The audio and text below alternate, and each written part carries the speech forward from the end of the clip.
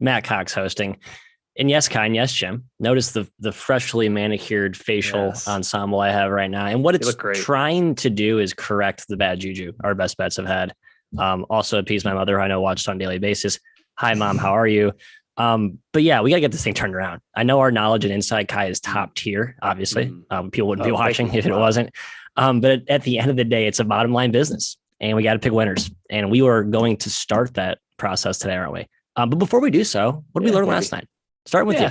Yeah, baby. Hey, Matt, trivia question here. Do you know what the significance of the year 2010 is? It was Time's up. Middle of college. Good year for me. The last time UNC trailed by that much at halftime. Is that right? That was the last year that Duke shared an outright, shared a regular season this narrative title. I might also be right there. You have to go back to 2006, Matthew, to find the last time Duke won a title outright. And in the current iteration, as we know the ACC right now, Duke has never won the regular season title. And they lost again last night, and they're no longer in first place. It's wild. Coach K just can't get it done, Jim. I love it. Yeah, I feel like since then, Kai, there's been at least 5 years where it's like, if they don't do it this year, I mean, they're clearly the best team. It's just road games. They really struggle early on. I feel like they'll still go on a surge, Matthew, but the concern is Trevor Keels. If he's hurt, then maybe that surge won't happen. That's a lot of Jeremy Roach. And the team that might beat them for the ACC title, those Miami, Florida Hurricanes, just smacked UNC last night. They've already won at Cameron, so they got that one out of the way. They might just be for real, Matt. I think we've always wanted it, but now that it's happening, we're almost like, wait, really? Are they for real? I think we missed it though, right? I feel like we should have been betting more on them, given how much of their value right now. Exactly. And so now it's like, well, they're going to keep shooting 45, 49% from three, whatever the hell they're at the last 5 or 6 games. No, I mean, the team's legit. Like you look at that backcourt, a bunch of adults in the room. That's kind of where my takeaway is with this. Looking at the Big 12 road teams yesterday, Kai, Kansas goes on the road to Norman, pulls out a win. Baylor business trip as well. Didn't cover. No, unfortunately, the Hook screwed us on that one. But hey, I'm talking just big picture. The difference between these top of the totem pole Big 12 teams, which are older, more experienced, grizzled veteran type teams versus the Dukes of the world, which is still a freshman laden team and going to be prone to these road letdowns. I think though, we're going to overreact. People are going to overreact to Duke. Duke's still fine. If Trevor Keels is back, Jim, as you very astutely pointed out, he is key to that offense, basically taking the keys at point guard and all that he does on defense. We'll see how it ages, though. Obviously, the whole Duke cloud of will they ever win the ACC is hanging over them. I think they get it done this year, but we'll see. Hey, heavy SEC outline today, at least in the first stanza. We're going to talk LSU at Alabama to start us off. Jim, obviously need your thoughts on this one. I think the entire audience is expecting us to take the hammer and lay it hard on the Crimson Tide. And that's what I'm trying to do. I'm not going to try and dance around it or sugarcoat this. I do worry that I'm forcing my Alabama love here. What are you looking at with the price in the matchup here? Price, maybe it's gone up a tad, if it's over 4, I'm a little shakier on it, but the spot is great. Potentially no Xavier Pinson for LSU. Their last 2 games, they've really struggled. This needs to be Alabama's game with the schedule they have coming up. They've got some lighter ones with Mizzou and Georgia, and then it's Auburn, Baylor, Kentucky. I don't think it's in that order, but it's like, that's 3 of the hardest games you can possibly have in a 3-game stretch. Presumably Baylor will be healthy by then as well. You got to get this one. Like the schedule does not let up. So a home spot against a shorthanded team, it's going to be a Q1 win for you. This is it, Kai. Nate Oates talked about James Rojas being back and teaching them how hard they need to play. Mm-hmm. I mean, if your defense is struggling, the LSU offense is a decent way to cure that because they can't score, especially without Pinson. So this should be Alabama's game. Yeah, Pinson's status is huge. Game time decision officially, folks out there. Maybe check the lineup on that one. Spot is it's a home run spot, Matt, for Alabama, right? 3 straight losses back at home. It's a big rivalry between LSU, but I wouldn't say like 100% ideal. LSU's off a loss themselves. They're trying to avoid 3-3 in the SEC. I just haven't been impressed with Alabama on either end of the floor lately. We've backed them in the past recently. They can't defend their own shadow. They can't shoot. 27% in SEC play is ridiculous. Maybe that's an aberration. Maybe they get better. I think 4, it's down to 3.5 now. I thought 4 was a tad high. I probably would have thought about punching back with LSU. My favorite bet in this matchup, Matt, and in fact, my best bet, and I'm going to give it away right now, is the under. Hot. The under in this game. Under 148. It's come down, taking a worse price here on the show. That's okay. Pace is a concern. I'm hoping Pinson's on the shelf. If he plays, this is not as strong of a bet. It's going to be up-tempo, but even in up-tempo games, LSU's defense has kept them under the total. Only one LSU game has gone over 148 points. That was against Lipscomb. LSU scored 95 points. LSU's 3-14 to the under. That's very strong. One of the strongest under teams in the country, Matt. I'm concerned Alabama has 4 straight overs, but I like it in this one. I think the total's a little bit too high here. Yeah, okay. Here's what's working against you just from a shooting regression momentum perspective. Alabama shooting 28%, I believe, so far from behind the arc in conference play. And I think a function of that is largely not getting as high of quality shots as they were last year or earlier in the season. I think the change that could play well for you tonight is Nate Oates talking about how he wants to instill some toughness, quote unquote, within his lineups and the way they play. Now, trying to kind of read between the lines there. Got James Rojas back last game. I think he's a key piece up front. I think they're going to look to him to at least provide more of that defensive presence. They've been killed on the glass at times, which is a big concern against LSU on the glass in this one. But I think there's just kind of a change of the tide, so to speak, no pun intended, for Alabama tonight. I think they get it done. And unlike the Auburn spot, guys, that we hyped up Alabama in, LSU starting to kind of find their level. That shot quality score against Florida revealed that Florida probably should have won that game. Got boat raced by Arkansas. I think we're kind of seeing LSU sort of plateau. Really good, but not like the Auburn rocket ship that we tried to fade earlier in the year. All right, another SEC showdown. Wait, Texas A&M. One more thing to throw on. Kyle, you mentioned they struggle to score without Pinson. The last 2 games without Pinson are also like their slowest of the season. Yeah, outside of the Penn State. Don't push as much. Yeah, so it's just if he's out, I think that's a tremendous bet, and even with him in, there's still value. It's an okay bet if he's in. Yeah, Mizzou fans know how adamantly he likes to push the tempo. So yeah, him out definitely should deflate the pace. Again, staying in the SEC, next game on the outline, Texas A&M hosting Kentucky. Man, I don't know what to make of this A&M squad. I know their record's been a little bit inflated. They've had moments so far, did not cover against Mizzou last game. But I mean, I don't know can't really read a lot into that. Kentucky, on the other hand, I think is a wagon, and they're starting to get there, getting healthier, obviously with Severe Wheeler coming back into the fold. What are you looking at here in this matchup? Yeah, I think A&M is totally fraudulent. They're 15-2 and 4-0 in the SEC. Like, that is the most misleading record ever. 8-8 against the number, 2-2 against the number in the SEC. They're 2-2 against Q1, Q2 competitions. They're beating up on the dregs. And let's not forget, they got down by 1 million against Mizzou, Jim. Our Tigers, the flag is right side up. They beat Ole Miss yesterday by 25. Kentucky's frightening. Tennessee Smackdown was an eye-opener. But they've been less potent on the road. They lost Notre Dame. They lost to LSU. They couldn't get away from Vanderbilt. It's not a good road team. I'm just not afraid of A&M. And I think Sheboy is going to have a huge night, Jim. Yeah, I'm gonna context you a little. I think they got up pretty big on Vandy, and they probably would have beaten LSU without the double injury in the backcourt with Wheeler and Ty going down. So Sure, I agree. I think Kentucky is frightening, but this is the home run spot of all home run spots for A&M. Like, they need a big win. They have no Q1 win so far. They need something for their NCAA tournament resume. And you've got UK coming off the incredible, basically perfect offensive performance against Tennessee. And they can look down the road and see the Jungle and Auburn in a top 10 matchup this weekend.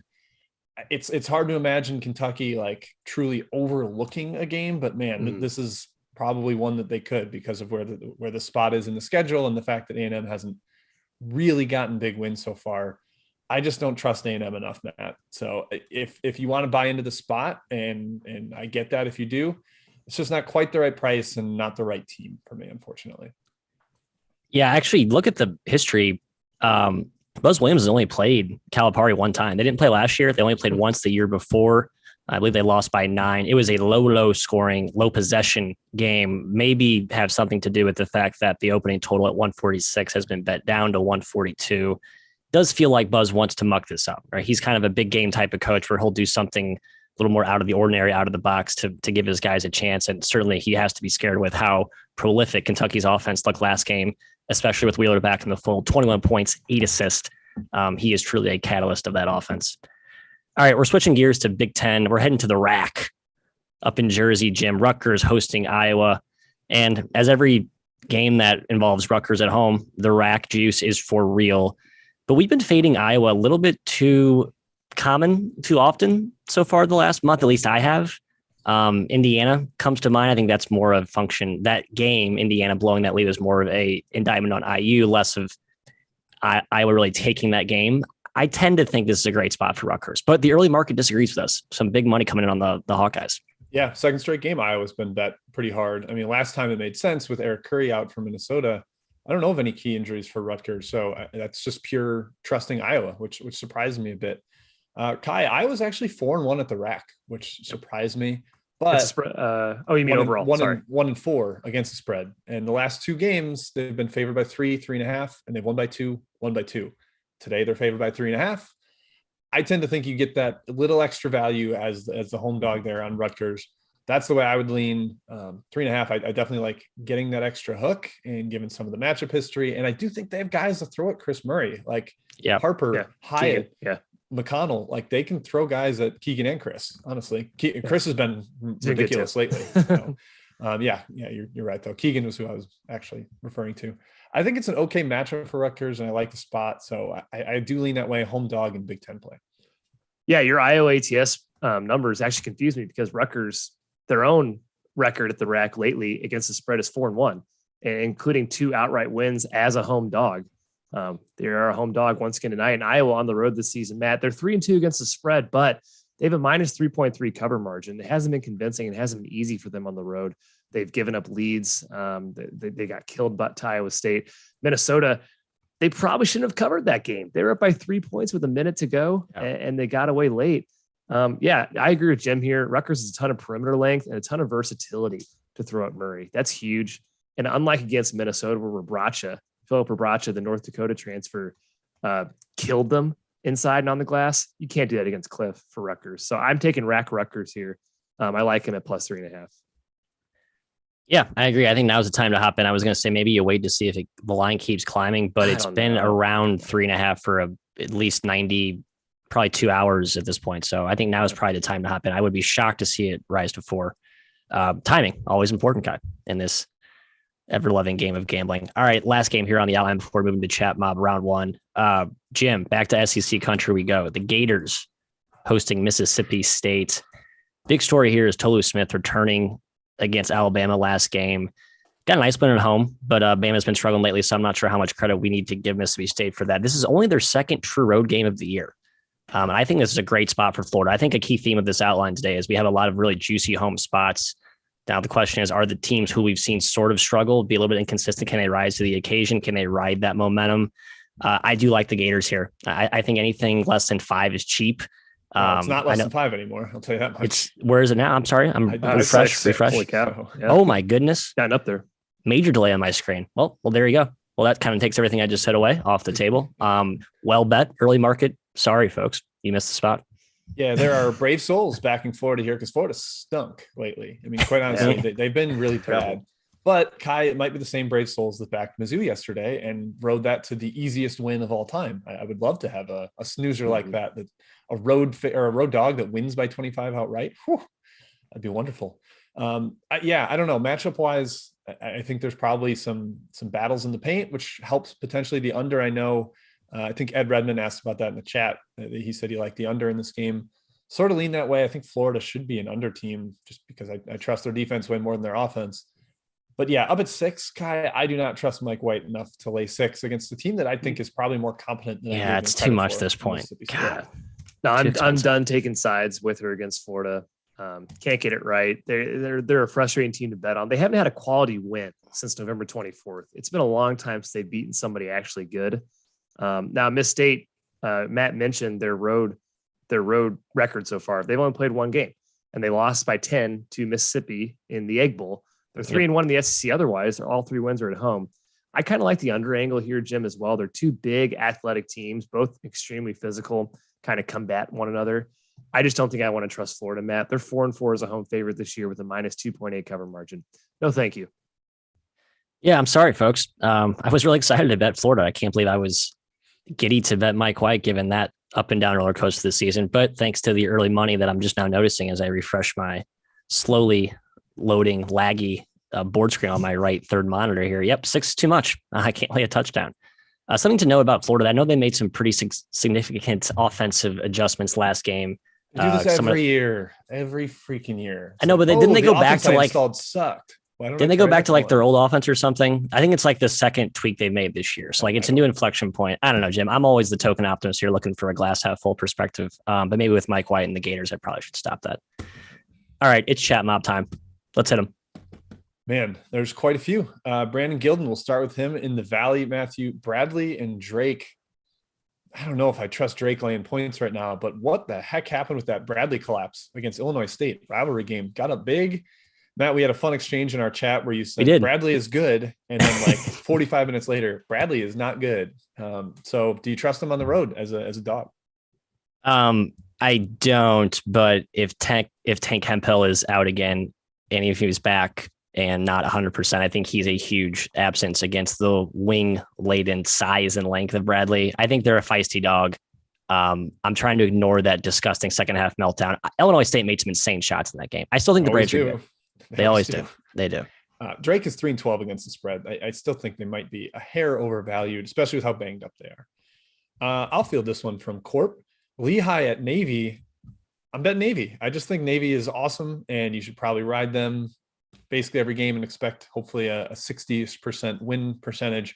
They did get blown out by Colgate 2 games ago, but that was a crazy shooting game by the Raiders, and Navy covered at Boston U. Pretty easy win at Boston U over the weekend. So I am leaning towards Navy there. Also in the Patriot from the same guy, Corp Kai, we've got Colgate and Bucknell. Anything for you here? Colgate maybe reemerging as the favorite? I think they are. I'm leaning their way against Bucknell. Didn't give a lot of home for them. Still couldn't really get to 10.5 though. Pretty high here.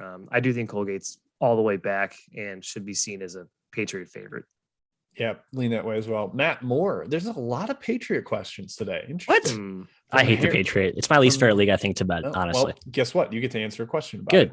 I'll play Harry and your boy Dom asking about the ground troops, Army hosting American. What do you got in this one?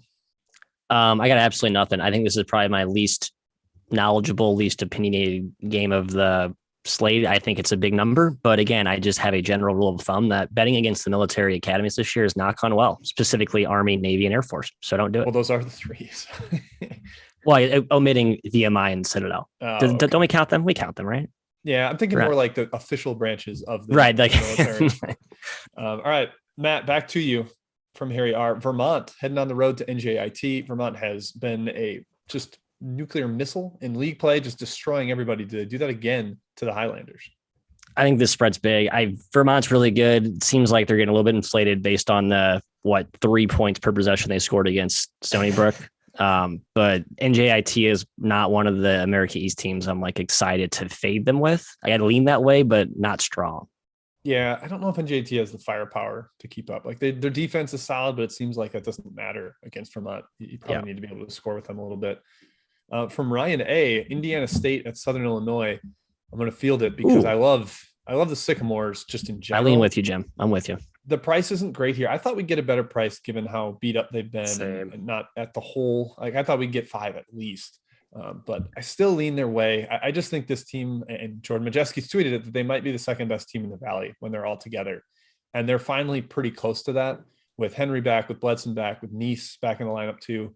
I think we see that show up today. Even though Southern Illinois is feisty and a home dog, the way they slow the game down, I still lean towards the Sycamores here. SIU off 3 straight losses, so that desperate spot sort of concerns me from an ISU. They're home fave, -4. Oh, -4. Sorry, yeah. Good point. Kai, staying in the Valley, a team you saw live, Valpo. They're hosting Northern Iowa, a team that also seems like they're correcting up towards our preseason expectations somewhat. But Valpo's got Kobe King in the lineup now. Trevor Anderson should be back. So their Wisconsin Badgers Southeast is rolling right now, I guess. Yeah, slightly into Valpo at 4.5 here. Nothing strong. Valpo's very tough, very physical, play hard. They kind of punched Loyola right in the mouth the game I watched them, but they're not super consistent, and you and I can get hot as crap from downtown.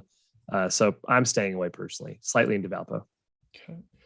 Matthew from the Big South. Colin Smith eligible for NCAA&T. He hasn't been a difference maker quite that we thought he would, but they head to UNC Asheville, who mysteriously lost to Upstate over the weekend. That surprised me. That result definitely surprised me. Anything for you on this one? Yeah, like NCAA. Asheville has been a little bit disappointing to start the year, I guess, relative to my preseason expectations. Yeah, I think NCAA is as athletic, as talented, just pound for pound. So you're catching 6 points with a team that's, in the same weight class, just on a personnel basis. Home's not going to be much. So yeah, I'd take the 6 probably. All right. One more, and then I'm going to continue rounding these up. I'm honestly overwhelmed by the amount of questions. I'm trying to keep up. Kai, Larry Gibson asked about New Mexico at Colorado State. I know we have a slight clash on the total. Anything for you on the side, though? Seems like New Mexico's kind of broken for the time being with those big guys out in the lineup. Roddy could just absolutely destroy in this game. And Colorado State's blown people out before. So I probably lean their way, even though 16 points seems like an incredible amount here, Jim. And yeah, I slightly lean towards the under. You, my friend, are slightly leaning towards the over. Yeah, sort of like the over there. I think there's a lot of points without those big guys for New Mexico. There's kind of a red carpet to the rim, but we'll see. That number does feel a little high, but I can't get behind New Mexico with the way they're kind of sinking right now. All right, Matthew, back to the outline. I will continue to round these up. Let's do it. We're going to ACC country, the bottom cellar dweller of all the power conferences right now. But hey, Kai, there's still some good teams that reside in that conference. And I think there's one of two here, maybe 1.5. I tend to be a little bit higher on NC State, but the Wolfpack are hosting Virginia Tech. This is a rematch. The first game, I believe, was when Virginia Tech lost NC State coming out of a COVID shutdown. In general, I think this is just a great spot for a bounce back, revenge-ish type of situation. Mike Young, the better coach and the more, I guess, adept coach to make adjustments based off that first game. That's my simple handicap here. I lean the Wolfpack, but it's no bargain. I believe it's around 4 or 5, depending on where you look right now. Yeah, we've seen kind of a trend of teams that lose at home avenge their loss on the road, right? Away team wins, the away team wins in the next matchup. I don't think that's actually proven anywhere. It's just kind of an anecdotal thing. It's anecdotal, no question. Throughout the years, Virginia Tech at number 31 in KenPom confuses the hell out of me. 1-4 in the ACC, and they have like 0 good wins. I mean, 0 good wins. They need to stop losing. Obviously, they lost to NC State already. Matt, they're coming out of a pause, but man, you got to start winning games in the ACC here. I tend to think they do get back on track in this game. It's simply a spot here. Sebron put on a cape and carried NC State last game. And the Wolfpack killed the glass. I think Virginia Tech puts up a better fight here. I lean their way. Sorry, correction. It's down to 2. I think I must have saw a phony opener at 3. I guess it opened at 2. It's been 2. Yeah, sorry. No, I'm wrong. It's 2. It's pretty cheap. I think that's cheap. I might right now, Jim, while you're giving your hot take, I might go ahead and add the Hokies behind the scenes here. Yeah, I mean, I think the matchup concerns from the first meeting still play. Like long slashing athletes are not really what Virginia Tech deals with well. But the execution has been better. They did get the win versus Notre Dame, a really strong second half after they were down, I think 7 at halftime, which they were backs against the wall, needed it, couldn't stay over in the ACC. I kind of think they get the bounce back performance here too against NC State after the first loss. Despite those matchup concerns, I think they'll clog the lane a little more, force everybody but Terquavian Smith to shoot threes, and that should help Virginia Tech. Two seems short enough, Matt, where I could get behind the Hokies. Yeah, I just think that Luma and Mutt's insider where NC State or where Virginia Tech needs to go early and often, because that's the weakness for the Wolfpack is up front. Just a soft, inconsistent, inexperienced front court right now, despite all the amazing shot makers they have surrounding them on the outside. All right, we're going to Big East country, Kai, right here in Chicago. We will not be attending this game because, we don't really have a good reason for not attending. Just, I don't know if I'm no good reason. Geek to attend a DePaul basketball game. The home crowds have been relatively lackluster, I'll be honest. Yet here I am backing home DePaul and what seems like shouldn't be a pretty strong home court situation. Xavier has been amazing at home and they've been more mortal on the road. I guess my question for you is, catching a touchdown, can the Demons stay inside the number? I kind of think they can. That's famous last words. Javon Freeman Liberty, I guess, had an injury scare last game. We think he's fine. We assume he'll play here. It's another huge chance for the Demons to get back into the Big East race, right? They just beat Seton Hall. Incredible game for them. You have to be glad if you're a DePaul backer that Xavier got that win over Creighton. in between that Villanova loss. A little bit of a better spot here for DePaul. This team's athletic. They're extremely big, and they really do compete hard. I was impressed with them. The game I attended against Duquesne, I can almost guarantee you, Jim, they're going to be close or leading in the first half. I just worry about the second half because we've seen the wheels fall off time and time again with them. And Xavier's a team that can definitely take advantage of that. Yeah, Xavier's coming off a kind of tougher schedule stretch with the Villanova game, and then Creighton gave them hell at home. They were able to pull that one out, but they did not cover. Yeah, I don't know. DePaul, I kind of was like, all right, we're getting Big East DePaul. They don't have it. And then the really impressive home performance against Seton Hall was like, oh, they've woken up. They've emerged. They're kind of back to the level we saw in the non-conference. I don't know. I don't have a strong take on this one. I saw you guys were both leaning DePaul and was like, oh, good for them. Good luck. I don't have the stones in me to back DePaul, but Xavier's certainly a different team on the road. I think that is almost indisputable at this point. And Fremantle hasn't gotten back to like double all conference caliber Fremantle quite yet. So probably the right side there with your possessed demons. Yeah, let's play possessed tonight, boys. Would be nice to get Javon Freeman Liberty locked in and playing a full 35-minute workload. He is pretty massively important. But yeah, I sort of shrugged off that as a nothing burger injury, but then some reports came out that he is more dicey than I initially had thought. So may have been an oversight on my part, but I think he goes. I think you get a good effort from him. He is obviously incredibly important. I mean, he is like their whole team, especially on offense. All right, next game here. Oklahoma State hosting TCU, Jim. The Pokes versus the Horned Frogs. I don't have a lot to say about either team, really. It just feels like this is an uglier type of game. Going to be one up front. At least that's where Oklahoma State wants it to be one. I think that's where their edge lies. This number feels about right, though, I think. Price feels about accurate based on the open. It hasn't moved a ton either. What are you looking at? Yeah, Ed Redmond asked about the under, Matt, and it seems like you're kind of talking into that. Like it should be kind of a gross drag 132 currently. Spot wise, I mean, Oklahoma State just won at Baylor, and for a team that has no postseason, like how does it get any better than that? That has to be like the pinnacle of achievement for them. So maybe a little bit of a letdown, but yeah, the price wasn't what I was hoping for. I thought we'd get closer to the touchdown with TCU sitting around 5. I was like, God, that seems fair, you know.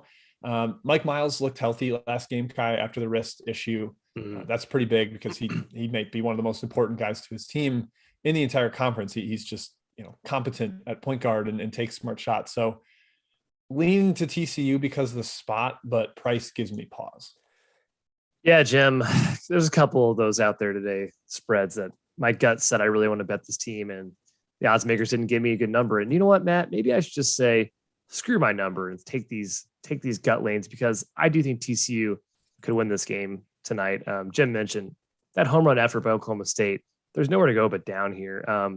Their defense has been really good, but TCU has been like better in Big 12 play, second best in Big 12 play so far. They box out, they're fundamental. I've always thought Jamie Dixon's a good coach. Yep. He's proving it once again.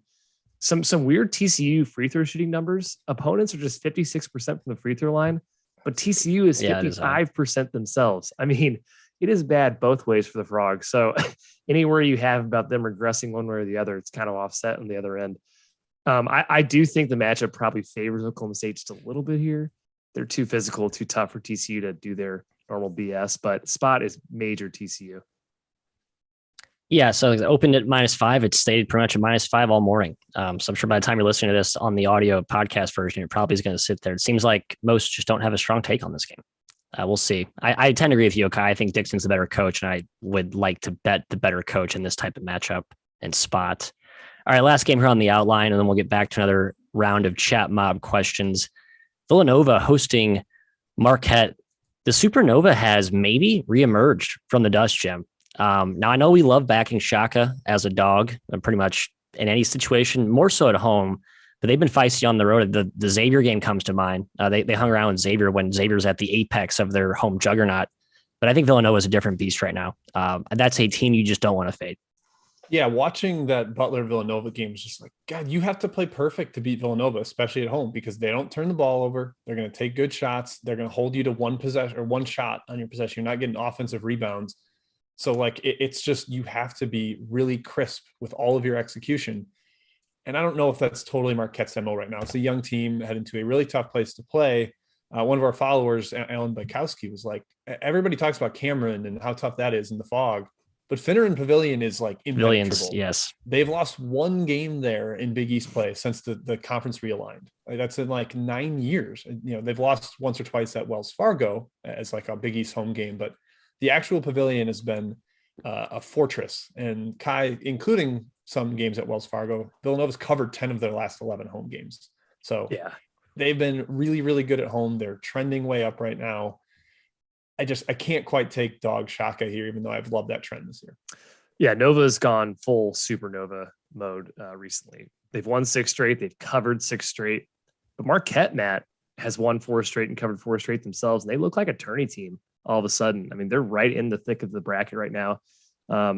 Their shooting has been kind of nuts, both inside and outside the arc. They lead the conference in both 2-point and 3-point field goal percentage. I like Marquette, but this team is not the best shooting team in the conference. And Villanova's defense is crazy good.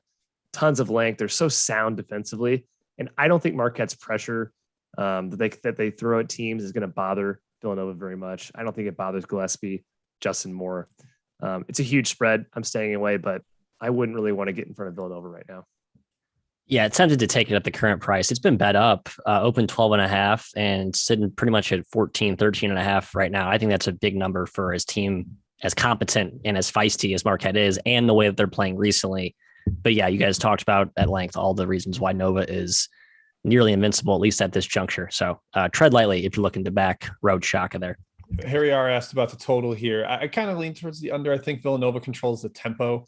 Marquette's not able to run as much as they like. And I think there is some Marquette shooting downward regression coming. As Kai mentioned, they've been scorching in Big East play. Official report from our secret source, just confirming that Javon Freeman Liberty is an official game time decision. So it sounds like it's a little more ominous than we let on earlier. So DePaul backers, I'm sure no one actually walked out or pulled open their phone in a hurry and added DePaul based on me and Kai's take. No one's excited about DePaul right now. Let's just be honest. Sorry. Game time love our demons, but have never gone bad. Never gone. No, they always go our way. They always go our way. Jim, let's go to those hefty list of chat mob questions that has been accumulating. Tim Mabry asked about LaSalle, Rhode Island. I'm holstering that for one of my best bets. So that one is going to be in the chamber. A lot of questions in the Big South, guys, like multiple questions about multiple games. I will start with, from Hot Dog was the first one I saw, Kai, USC Upstate at Gardner-Webb. Again, I mentioned Upstate off that win against Asheville. Mega impressive. Do we think as a double-digit dog on the road at G-Webb, they hang around? I guess, Jim. I tend to think that was a ridiculous out-of-body experience effort for Upstate, and I lean towards Gardner-Webb, a team that has blowout potential in every single game. Yeah, I just Gardner-Webb seems like they're a different tier for me. I like G-Webb Bulldogs at home. Matthew, back to the Patriot, because I know you love it. Why? Because you love it. Boston University, the Terriers. We're going to do the 2 Boston schools in a row, Kai, so get your BC takes ready. All right, got it. Boston U headed to Loyola, Maryland. We saw the first matchup between these two at Boston. Loyola just dominated, led the entire way. Boston U never took a lead. Now they're heading on the road. Do they get to road revenge the way we talked about with Virginia Tech and NC State? Yeah, early money hammered Boston. So it sounds like they're betting on a little revenge pendulum swing.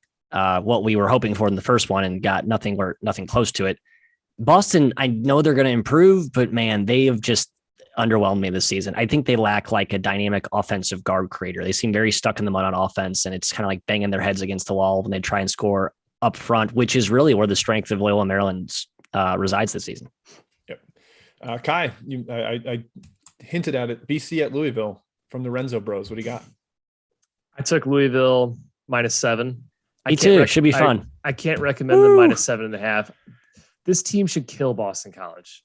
On paper, ignoring what you saw this year, Louisville should kill Boston College. And yet, they've been brutal. They've been terrible, one of the worst teams in the ACC. So I cannot confidently say they're going to cover tonight. Yeah, they're already talking about security concerns. Right now. Yeah, I read an article. It's like how they're already detailing a negotiated settlement. Like they're already drafting up the terms of the ousting. So yeah, not a great situation there, Louisville. Yeah, he was like chirping back and forth with reporters asking about one of his quotes, and he's like denying a quote that was on record. So I don't know. It's very weird. Fall from grace. Tough times for the Cardinals. Another game's been asked about a lot. Citadel at Wofford. Matthew, I fed you a lot of Patriot questions. This one I know you have a little more of an opinion on. I do. The city of the Dell is where I'm at tonight here. It's big number for a conference game. I know this game will play really fast because of how fast the Citadel plays. But 13, I know Wofford has a big advantage up front, but Citadel has a lot of favorable regression momentum in their favor. I think they get good shots. I think they're going to make some against Wofford, a team that packs the paint more than defends the 3-point line. So yeah, I know it could be a bloodbath inside, but I did take the Dell here, Jim. Yep, I lean that way too. Matt Godwin has been out for Wofford, which limits their interior overwhelming Muscle. advantage. Yep. Citadel shot 5 for 24 from 3 last game. I think we get a little beneficial regression. Staying in that conference, Kai, the SoCon, Harry R. was asking about both the over for Wofford and the over for Western Carolina at Furman, which I tend to lean that way. I think this game's going to be a shootout. What do you think? Yeah, Furman and Western Carolina could have like 180 points, like literally. The concern is Western Carolina is just missing shots because they do that a lot. They're going to take 53s. So if they hit 15 of them, you have a pretty good shot at the over. Yep. Over. Love the over. Love it. With you, Maddie. 153. Yep. John Doe asked about Campbell and Longwood, among others. This game really popular in the chat for some reason. Longwood, I think, is undefeated at home, as was mentioned in the chat. But Campbell, Matt, we thought they had a little higher expectations coming in. What do you think? I don't like that we're fading our guy Griff Aldrich at a pretty quote unquote hype spot against one of the preseason favorites. I do like the Camels though. I thought they looked really good against Winthrop in that game. Winthrop made a lot of tough shots. I think they're going to be right there at the end of the season with Winthrop at the top of the Big South totem pole. Can't imagine home court's worth a ton in this game. So you're catching 2 points with, in my opinion, the better team. I take the Camels. Yeah, lean that way. Kai in the ACC, Matt Akers and others asking about Wake Forest at Georgia Tech. Have we given up on the Yellow Jackets, and do we think the Demon Deacons are legit? I think they're kind of legit. I'm not buying all the way into them like most people are. My number actually kind of leaned Georgia Tech, and I said, no, thank you, number. Not today. I'm tired of betting on the Yellow Jackets. Total stay away from me. Okay.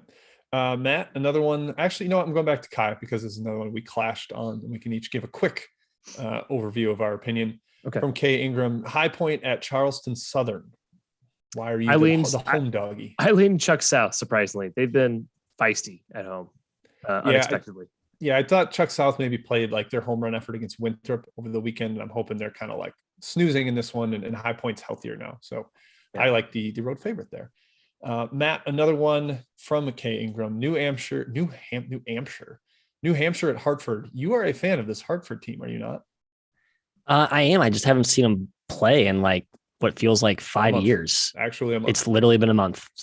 So you don't know who's playing, who's not playing. I got to think that the major horses are in there. I don't know. Check the lineup before you bet Hartford, but I think that's a pretty good spot here. Catching 3, especially with a team that's got Tracy Carter back in for the 3rd game of the season. Like he completely changes the complexion of that team. So I think there's a little bit of a value opportunity to pounce on Hartford. Yeah, I kind of like the under too. I think Carter's a big under helper because of his defensive ability. Yeah. Matt, going back to you too for San Jose State at Wyoming, because we know San Jose State has really struggled lately, been blown out a bunch, and the Paris is asking if they'll get blown out again at Wyoming, especially with potentially no Diallo to handle EK inside. Yeah, so I finally found out the Diallo thing, who is San Jose State's only true big guy. Basically, it's a lot of guards and wings, and he's the only like muscle they have up front. He's going to be out for, I think it's a long-term thing. And now that Wyoming has some legit scoring prowess up front with EK, it could be a long night. So either they have to double him, which they're going to likely have to, and then the kickouts from EK just means another Wyoming barrage of 3s. Yep. Kai, one that you and I both saw the line yesterday and eyebrows went to the sky, and I will reveal that is one of my best bets. Stony Brook at Binghamton. What do you got? Crazy that they opened this at 3.5. I don't understand. Stony Brook is my pick here. Yeah, Binghamton's up to 5 now. Yeah, Binghamton's played a little better, but I think Stony Brook is just like oodles more talented roster wise.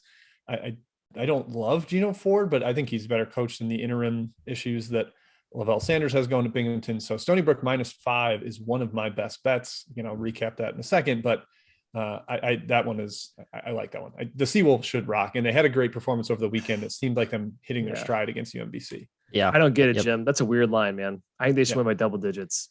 Shouldn't be close. Speaking of UMBC, Matt, they are hosting Albany, and Albany has been taking money despite Devondre Perry likely out for the year. UMBC struggled a little bit in league play, but Darnell Rogers is back. He did play last game. What do you think in this one? Yeah, I wonder, to be honest, I thought the spread was a little bit too high to start, but then you factor in the Perry thing. I guess that would make it more logical, but you're right. Then the money comes in on Albany. And my only rationale is like people are buying into this freshman class, which I really like, but they haven't been that consistent. It's like arguably the best freshman class in that conference. So there's a reason for them to get better late in the year.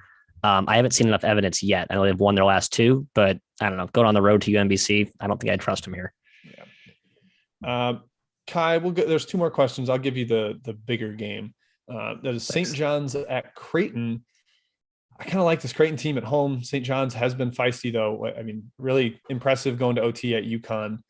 Do you think they're feisty again here in Omaha or in Lincoln? Omaha, Jim. Omaha. I kind of lean towards Creighton. Pretty small spread, -3.5. And I agree. I am more impressed with Creighton every time I watch them. Yeah. They should dominate the paint. Kalkbrenner should go nuts, I would think. All right, Matt, last one. The true honor of getting this America East question. Maine at UMass Lowell from Chris Bray. Oh God. Maine's been a little feistier in league play. Lowell might be kind of shorthanded still. No Withers. I sort of lean towards the road dog here, but it's tough betting Maine. Their roster's kind of ravaged by injury right now. Maine has covered 3 straight on the road, Jim. Something to note. But they are without my favorite player on their team. I think you can argue who the best player on Maine is. We're not going to litigate the Maine roster on this show, but LaShawn Duhart has been out the last 2. I think he's like one of their only few prolific, quote unquote, shot makers, playmakers. I don't like betting on them without him in, so I'd probably stay away. Yeah. And I think Ingo's been out a while, and Masic, I believe, is the other one who's been out recently. So, all right, that wraps up Chat Mob. Remember to hit the like button. We appreciate that. Try to get through all the questions possible. So just a simple tap of that button is basically all we ask in return. All right, best bets. Going to do mine. Jim, keep the mic. Keep it. Yeah. Stony Brook -5. I already gave that one. I just think that they're in a different league than Binghamton. They should be able to win comfortably on the road, especially with Olani back. And then the other one I mentioned, LaSalle and Rhode Island would be one of my best bets. I'm going with the under there. I think the Rhode Island defense kind of takes over. LaSalle played a really, really slow under-ish game against St. Joe's recently that went up more towards the total with some fouling at the end, but I think that final score was not indicative. So like the Rhodey defense here, under 135.5 for LaSalle, Rhode Island. Matt, what do you got? Also, Jim, a quick turnaround for LaSalle. Just played 2 nights ago, so not a ton of time to prepare. Another notch in your belt. Yeah, I'm going with right, and not a cascade of threes again, like there was in Western Michigan, Akron yesterday. Yeah, well, I guess that's always a risk. Well, no, it's not really true. LaSalle can shoot, but they're pretty streaky. What is my best bet? Oh yeah, Ryder. I'm taking the Bronx. Not really excited about that. Not a huge fan of this team. Not a huge fan of Kevin Baggett, but they are basically as good, if not a little bit better than Quinnipiac, another team that has talent, but is wildly inconsistent. You got to play whack-a-mole with both teams, or that's what you've been doing if you've been betting on either team this season. I think catching 5.5 is just way too many. So I know that Dwight Murray is also a game time decision tonight, who is arguably the most important player to any team in his conference. Their backup's actually pretty good. I'm blanking on his name, but he's had a few good games coming off the bench to spell him. So I'm not entirely freaking out if he's not in the lineup, Kai, but Ryder plus 5.5. Fade Quinny. I'm kind of freaking out if he's not in the lineup because that was a major part of my handicap. Murray and Vaughn, I think, are the 2 best players on the floor. And if he's out, that's a problem. Ryder, by the way, was up like 8 points with 6 minutes left in the first game. I think they do win this game.